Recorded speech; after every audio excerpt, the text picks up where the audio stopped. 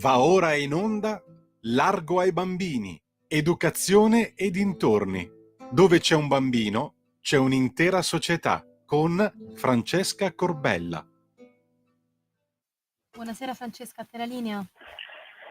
Buonasera Sveva, buonasera a tutti, bentrovati dopo la pausa estiva. Oggi Largo ai bambini compie 5 anni e quindi sono molto orgogliosa di aver portato fino qua la nostra pagina di attualità e di commenti.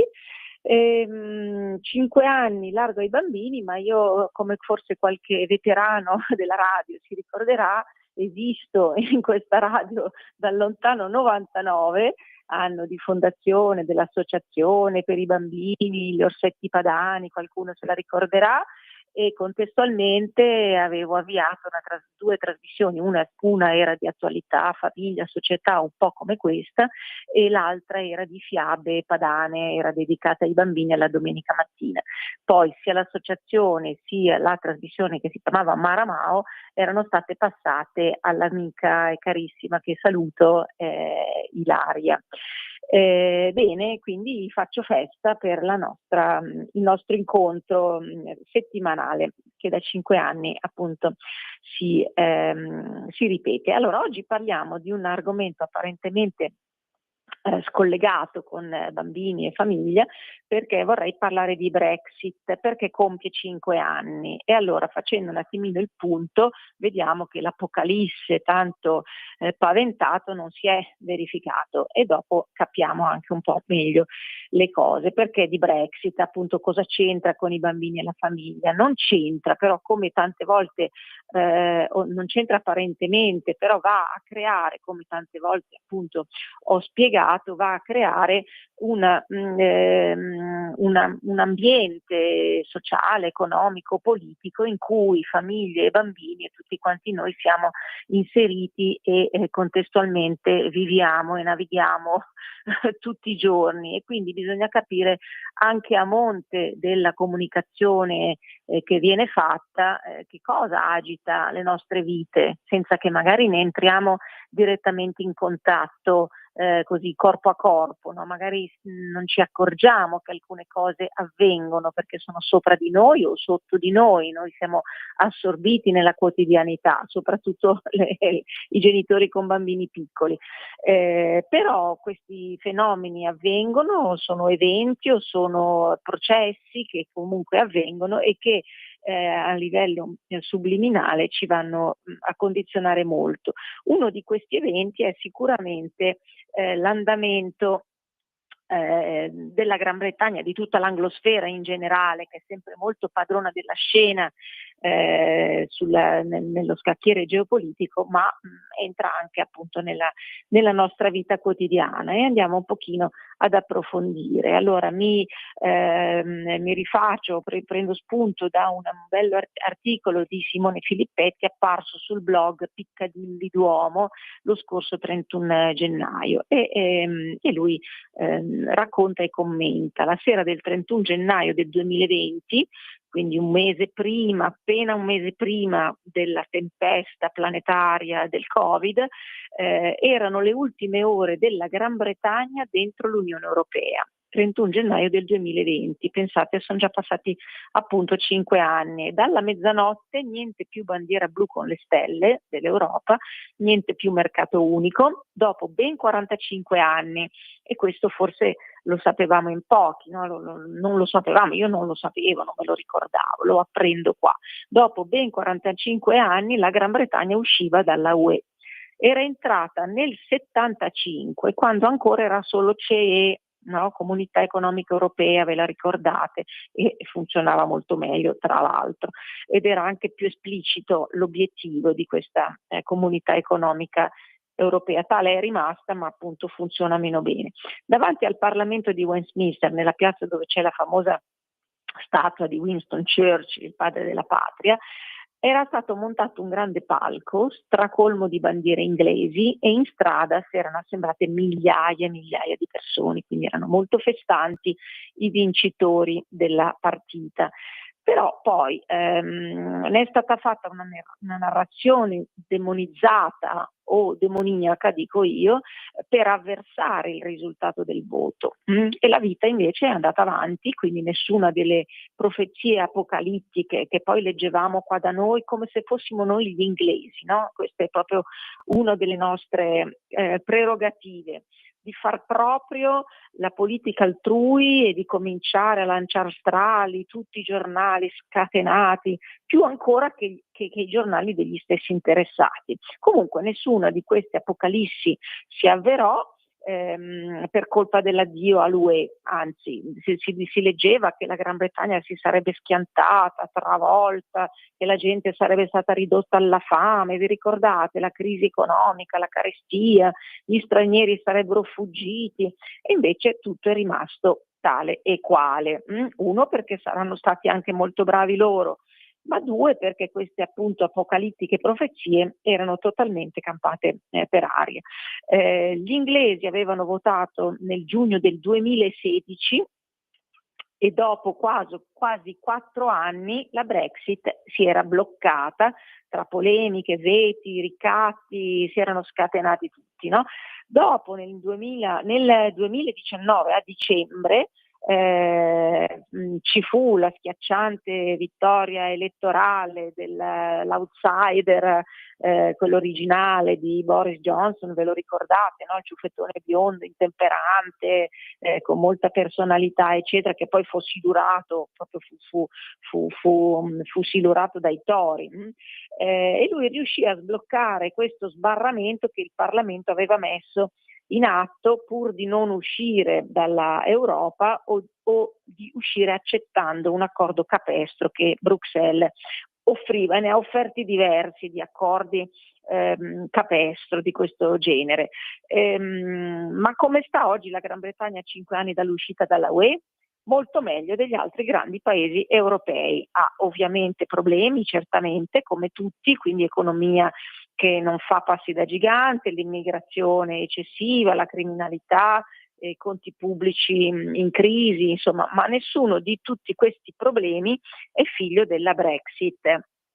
E quindi che cosa possiamo desumere? Che la narrazione che continua e che persevera, va avanti da quasi 10 anni, è stata ed è funzionale all'oligarchia finanziaria di Londra, che per la maggior parte è europea e comunque non britannica, e al referendum non votò nemmeno perché non avevano la cittadinanza, e questo gruppo va però a costituire un gruppo di potere molto forte che è trasversale alla politica e anche quindi alle nazionalità e all'età, e vede la Brexit come un ostacolo alla globalizzazione, quindi ai grandi potentati finanziari, quindi che sono esattamente, la globalizzazione è esattamente l'humus da cui la grande finanza mondiale che tiene le redini del mondo, insomma, in poche parole, la turbofinanza, no? Trae sostegno esattamente da questo sistema che è stato imposto peraltro esattamente dai medesimi. Quello che ha sofferto di meno è infatti quel mondo costituito dalle grandi banche d'affari mondiali, proprio quello che si credeva e riteneva più impattato dall'uscita dall'UE, quindi l'hanno osteggiata fino all'inverosimile, ma poi sono quelli che ne hanno sofferto di meno proprio grazie a questa rete di potere che è extra UK ma anche extra UE ed è mondiale e mondialista. C'erano stati degli allarmi sulla fuga dei banchieri da Londra, ecco, sono rimasti tutti lì. Quelli che sono stati spostati nel resto dell'Europa dalle banche stesse, perché hanno filiali in tutto il mondo, quindi sono rimaste all'interno dell'azienda ma in altri paesi, è stata una parte minimale di dipendenti. Si parla di circa 2.000 che hanno lasciato Londra, ma non hanno perso il lavoro, non sono andati in debacle, su 200.000 persone che lavorano nel mondo della finanza e che appunto sono rimaste nella City. Dunque questa diaspora tanto vaticinata non c'è stata, il crollo del Regno Unito non c'è stato, nessuno lo ha visto, e quindi la vita ha continuato a correre ricorrere sui binari di sempre. I prezzi naturalmente sono aumentati molto, come in tutta Europa d'altronde, e non per colpa della Brexit. Da noi sono aumentati, anche se siamo, anzi a maggior ragione, perché siamo imprigionati con laccini e lacciuoli nelle maglie di Bruxelles. E guardiamo un attimo i numeri ufficiali dell'economia. Negli ultimi anni, proprio che vanno a dimostrare che la Brexit non ha distrutto l'economia inglese. Negli ultimi anni il PIL è stato sempre più alto degli altri paesi europei, o perlomeno in linea, per esempio con un più 0,4% nel 2023, quindi poco, contro una Germania però dichiarata in recessione, quindi peggio. Una stima di più 1% nel 2024, con una Germania ancora in crisi e una Francia sullo stesso livello del più 1, per cui vedete che siamo in linea con gli altri paesi. La bilancia commerciale, che forse ancor più del PIL è un indicatore veritiero dell'economia reale, dice che il Regno Unito esporta in Europa beni per 350 miliardi, è circa il 40% del saldo totale, che sono 800 miliardi tra import ed export, e questa percentuale è stabile da anni, da molto prima della Brexit. Quindi, anzi, la Gran Bretagna ha un deficit commerciale con la UE di 110 miliardi, perché compra più beni di quanti gliene venda, mentre con il resto del mondo ha un surplus di 59 miliardi. Dunque, dal punto di vista dei commerci, le conviene stare fuori dal mercato unico, perché così può riequilibrare la bilancia commerciale attualmente in passivo per colpa, tra virgolette, della UE. Dopo la Brexit è partita una campagna contro il voto, per cui la gente ha votato male. Questo succede anche da noi, no? Quando non si vota a sinistra, il popolo è ignorante, il popolo è bue, il popolo tanto utilizzato da una parte, tirato da una parte e dall'altra come aggrada e come a piacimento, no? Quindi la gente ha votato male, non hanno capito, e quindi bisogna sovvertirne l'esito, far cambiare idea alle persone. Ecco, perché questo? Perché la Brexit è stato il primo caso veramente originale dove il popolo non ha seguito gli ordini del sistema economico-politico e mediatico, ha osato decidere diversamente, e questa deve essere un'onta, deve essere tacciata.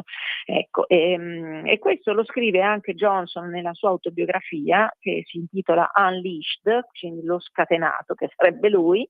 La classe dominante, dice lui, non ha tollerato che la gente, quindi il popolo, abbia disobbedito.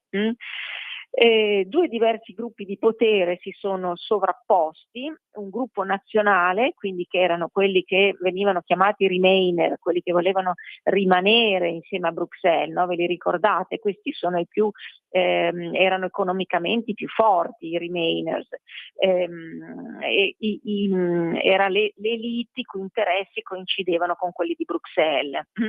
Il secondo livello più alto era quello dell'Unione Europea, che era molto forte, molto agguerrita, in quanto terrorizzata alla sola idea che dopo il Regno Unito ci fosse la cascata delle carte, no? Il domino, che quindi qualche altro paese potesse seguirne l'esempio. Diciamo che ogni tanto, e lo stiamo vedendo, ecco perché mi riaggancio al discorso, nella premessa iniziale, cosa c'entra la Brexit con i bambini? C'entra perché appunto va a creare va a inserirsi nell'ambiente umano, sociale, politico, economico in cui, e geopolitico soprattutto, in cui stiamo vivendo immersi tutti quanti noi. Dicevo che appunto dopo la Brexit sono stati diversi i paesi che hanno ipotizzato, buttato lì, giocato ai dadi l'ipotesi di, ecco, anche recentemente alcuni piccoli paesi, ogni tanto se ne parla anche in Italia, ci sono delle correnti di pensiero totalmente decise che sarebbe opportuno per noi sganciarci, eccetera, no? Per cui non è materia morta, ecco, e quindi la paura per Bruxelles rimane, c'è comunque sempre un po' di inquietudine. E quindi è stata appunto fatta una narrazione negativa molto molto forte per screditare la Gran Bretagna, perché bisognava fargliela pagare di aver avviato il percorso, di aver dato l'idea, di aver mosso il primo là, insomma, anche agli altri paesi. No? Bisognava soprattutto ribaltare la realtà, per cui dire appunto che ci sarebbe stata una grande debacle per terrorizzare tutti. Mi ricordo anche scusate, mi viene la parola sondaggio, non era il referendum, ecco, perdonatemi, il referendum che la Scozia aveva sostenuto per l'autonomia. Anche lì la Gran Bretagna, l'Inghilterra per non lasciarli andare, gli scozzesi che erano in ribollimento perché se ne volevano andare, sono riusciti a convincere le classi più basse, quindi la fascia più popolosa, che avrebbero perso le pensioni. Cioè sono riusciti in un ricatto magistrale e alla fine la Scozia, gli autonomisti hanno perso il referendum, per dire quanto può influire la propaganda massiccia che va a giocare, massiccia e massiva, che va a giocare sulla paura, Covid, docet, no? Tutti gli anni inerenti alle pandemie e quello che è stato fatto sulla nostra testa con estrema violenza e coercizione per arrivare a ottenere quello che volevano ottenere. Chiuso subito la parentesi, ma ne parleremo magari al prossimo giovedì. Ecco, quindi è stato fatto anche nei confronti dei Brexiteers, quindi quelli che volevano secedere, nei confronti degli scozzesi che volevano l'autonomia, e quindi puntualmente lo vediamo anche da noi in Italia, però è più evidente a livello globale, devo dire. Poi con questo governo non ci sono delle campagne così di dissuasione così forti come quelle che sono state messe in atto in quel periodo, insomma. Ecco, e quindi niente, abbiamo visto le classi appunto subalterne, quindi il popolo, subalterno sia detto con disprezzo, no? Naturalmente dai sinistri, il popolo che ha fatto questa scelta autonoma, e quindi hanno tentato in tutte le maniere che la Brexit si compisse all'epoca, quindi 5 anni fa, ma anche adesso la cosa in modo molto più sotterraneo, e qui vengo al dunque di quello che ci interessa particolarmente in questo momento, anche adesso vengono fatte serpeggiare una serie di fantasmi, no? Per esempio si parla in Gran Bretagna tanto della cosiddetta BRINO, no? È una sigla che sta per Brexit in Name Only. Cos'è questa BRINO? Sa di subliminale, sa di qualcosa che avviene nascostamente, che non esce in evidenza per non dare nell'occhio, ma lavora sotto traccia, lavora nell'ombra e rosicchia parecchio terreno. No? Brexit in name only cosa vuol dire? Una Brexit solo di nome ma non di fatto. Allora il dado ormai è tratto e questa Brexit è stata portata a compimento, ma non è stata accettata sempre dall'elite di cui sopra, e quindi cosa succede? Che non faranno mai un secondo referendum di contro Brexit perché lo perderebbero di nuovo, anche se poi per anni è stato proposto e spinto dai media forsennatamente, no? Dobbiamo rivotare. E quindi che cosa hanno fatto e che cosa stanno facendo tuttora? Smantellano la Brexit dal di dentro, quindi mantenendola solo formalmente, quindi Brexit in name only, ma non di fatto. E cosa accade? Che cosa accade? Sì, ci sono stati degli evidenti passaggi. Per esempio oggi ci vuole il passaporto per entrare in Gran Bretagna, mentre prima bastava la carta di identità europea. Per lavorare ci vuole un visto, cosa che peraltro i cittadini extraeuropei dovevano avere in ogni caso, e non era per niente facile lavorare in Inghilterra in ogni caso, anche se eri europeo, perché ho provato anch'io, e quindi ve lo posso testimoniare. Però di fatto, al di là di questi cambiamenti evidenti, una vera e propria Brexit non è mai avvenuta. Cioè il distacco totale dalla UE è stato impedito, e tuttora noi assistiamo a tanti momenti di trattative, qui anche voglio arrivare, perché un giorno sì e un giorno no c'è la riunione ai vertici tra Bruxelles, Starmer, Inghilterra e Trump. Oppure si riunisce sull'Ucraina, istituiscono un protocollo d'intesa che viene elaborato dall'Inghilterra insieme alla Francia e chissà come mai viene discusso tra di loro. Tutta una serie di passaggi istituzionali, di trattative, di protocolli, di cose che vengono concordate, c'è sempre dentro l'Inghilterra. L'Inghilterra uscita dall'UE non si capisce perché debba trattare continuamente con Bruxelles, ed è questo brino Brexit in name only che si verifica puntualmente. Se fate caso sono comunque gli inglesi, diciamo eminenza grigia del fratellone maggiore, anche più evidente, più prepotente, più ganassa diremmo a Milano, che è il nostro bravo Trump, e che però lavora costantemente per portare in primis gli interessi della Gran Bretagna stessa e in secondis di far girare l'Europa e non ultima l'America, e quindi tutta l'elite finanziaria mondiale intorno a sé. È sempre in prima linea, è sempre in prima linea. In Europa la Francia propone il gruppo di volontari, propone i mercenari che vadano in Ucraina a combattere, gli inglesi subito dietro anche loro, quindi loro hanno deliberato che i loro diciottenni andranno a rischiare la pelle per la causa di Zelensky, e ci sono sempre dentro loro, sempre dentro gli inglesi. La situazione peraltro storica, se andiamo a sfrugugliare nella storia e vediamo anche i risultati e le conseguenze evidenti in Israele e in Palestina, sono stati loro a mestare le questioni tanti anni fa. Chiudo subito la parentesi.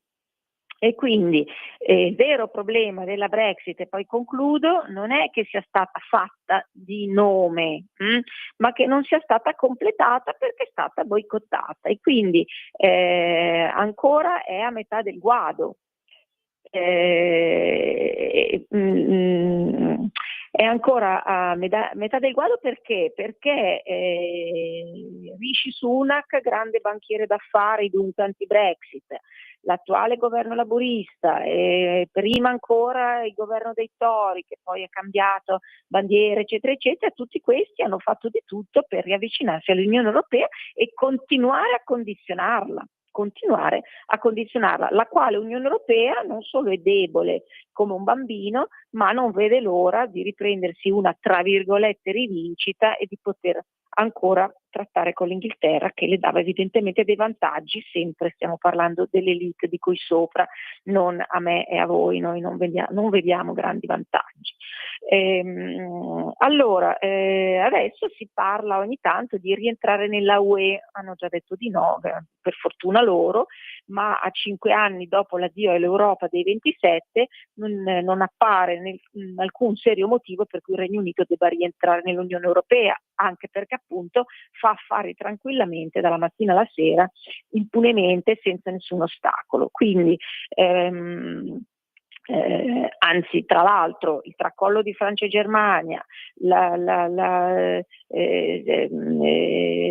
l'industria europea che è in pieno declino, cioè l'Europa stessa che è diventata una specie di soviet di burocrati che redigono regole su regole su regole, protocolli, eccetera, no? Follie ecologiste, protocolli sull'AI, regole sul gender, mettono gli asterischi per la parità di genere, si occupano di queste cose, quindi non sono certamente un affare. L'industria automobilistica è già agonizzante, quindi non si vede perché debbano rientrare.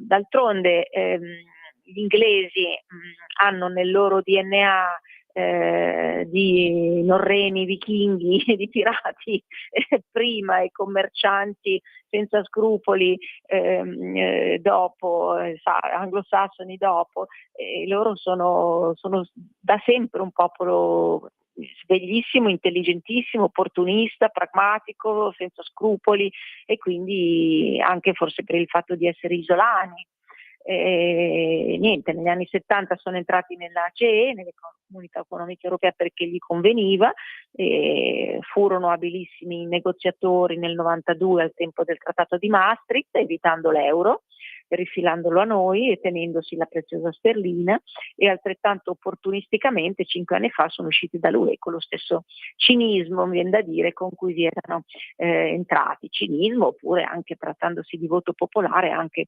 passione patriottica, insomma loro sono estremamente attenti al successo del loro paese e alla loro patria, molto più di noi, e quindi insomma non si capisce perché, dato il tracollo in cui noi altri invece siamo, la Gran Bretagna dovrebbe, anche perché ha tutta la libertà di manovra sullo scacchiere globale, se l'è ripresa tranquillamente, e ha anche una grande velocità di movimento, sono proprio molto, molto veloci loro nella reazione, no? Rispetto alla rigidità di Bruxelles, e che è la medesima che poi affastella l'Italia e impedisce all'Italia di muoversi.